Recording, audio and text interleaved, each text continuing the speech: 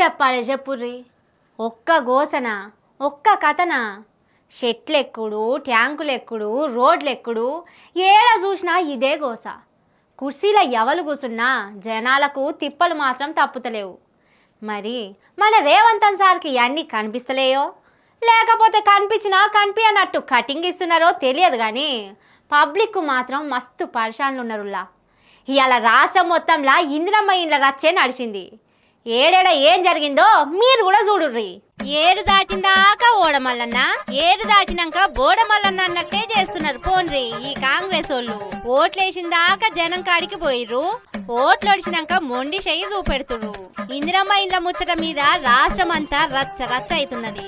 ఓట్ల ముంగల పేదోళ్ళందరికీ ఇండ్లిస్తామని ఓ పొడుగు మాటలు మాట్లాడితివి ఏమయ్య సారు అని ఖమ్మం జిల్లా అశ్వరావుపేటలో మంత్రి పొంగులేటి శ్రీనివాసరెడ్డిని గట్టిగానే ఆడుచుకున్నారు ఈ అక్కలు.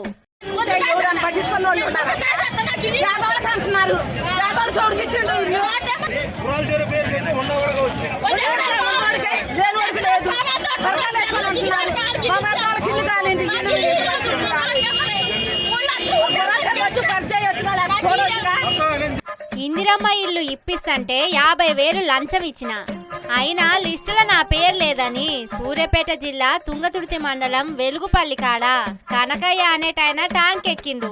ఊరోళ్ళు పోలీసులు వచ్చి గీవులాడితే కిందికి దిగిండు. కరీంనగర్ జిల్లా ఇల్లందకుంట మండలం సిరిసేడులో కూడా ఇందిరమ్మ ఇల్లు రాలేదని ఈ అక్కలు రోడ్ల మీదే ధర్నా చేసిర్రు. గిట్లయితే లాభం లేదని వాటర్ ట్యాంక్ ఎక్కబోతే పోలీసు వాళ్ళు వచ్చి అడ్డం పడ్డారు.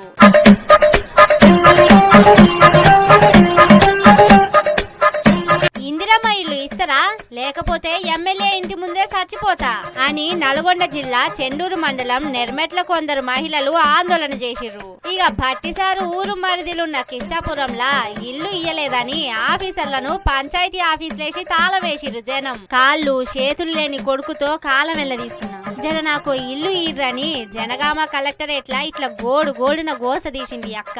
ఇట్లా కరీంనగరం జిల్లా జమ్మికుంటల, కొత్తగూడెం జిల్లాల చాలా చోట్ల ఇందిరమ్మ ఇండ్ల రచ్చ నడిచింది.